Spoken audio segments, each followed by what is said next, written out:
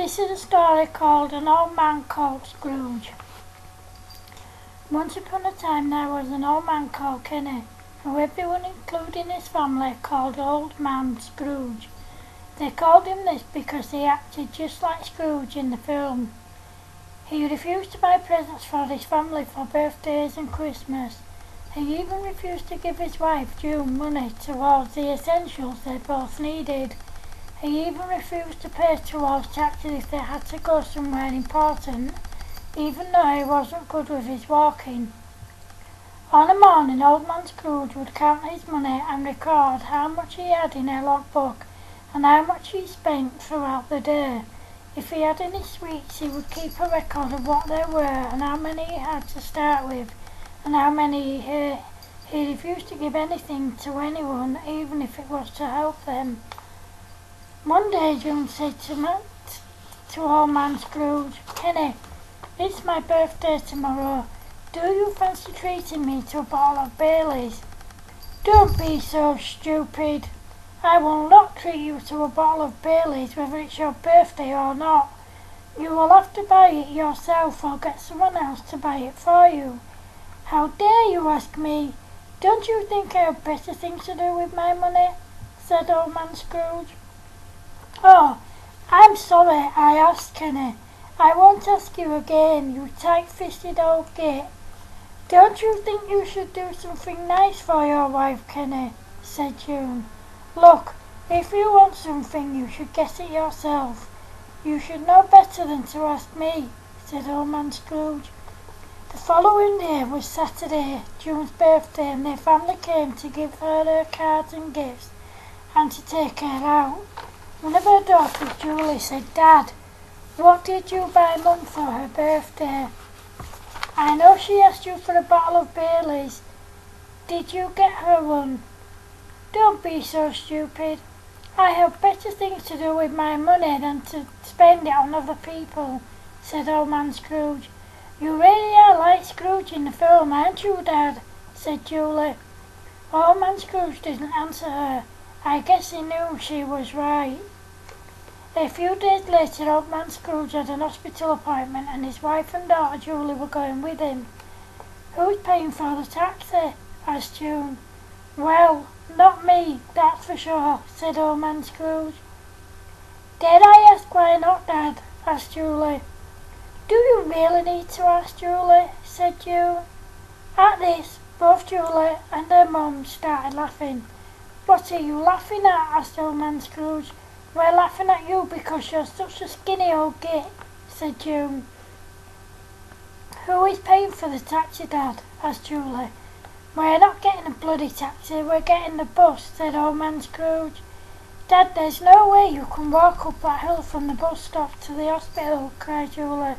"Look, I am not paying for the taxi," said Old Man Scrooge. "Well then, Julie, love, leave him to it. If he thinks he can walk up that big hill, then that's up to him. I'm not going to argue with him," said June. "Okay," said Julie.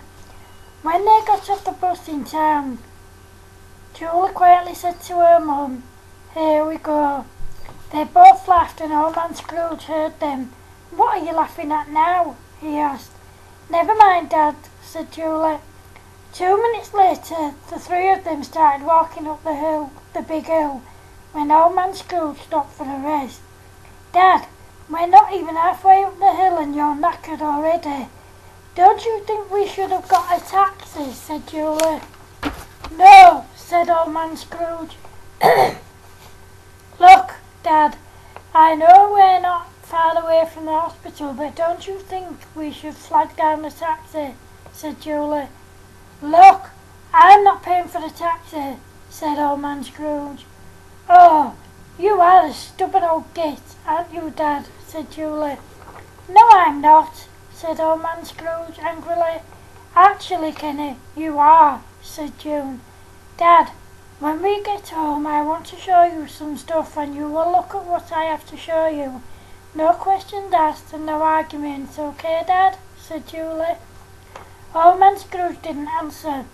"Let's just get him to the hospital for now, love.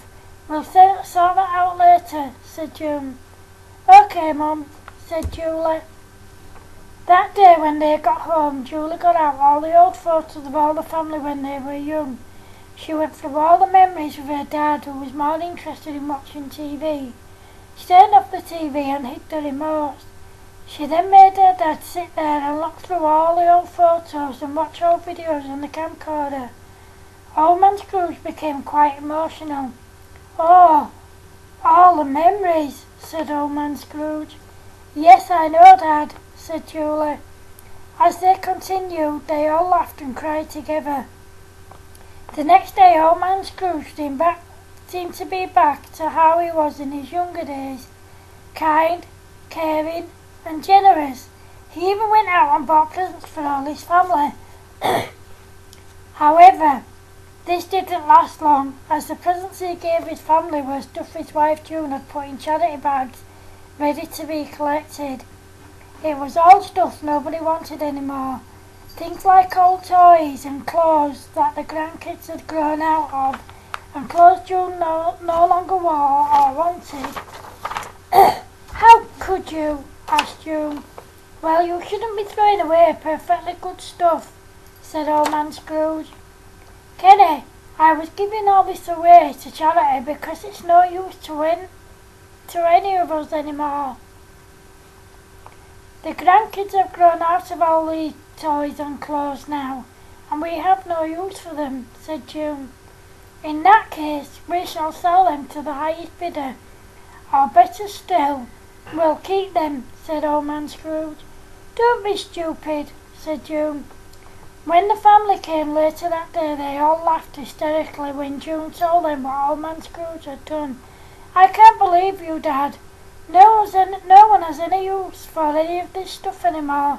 You really are the genuine modern-day old Scrooge, aren't you, Dad, you skinny old git," said Julie. Everyone was in fits of laughter, but Old Man Scrooge just sat there looking miserable, just like he always did. The end.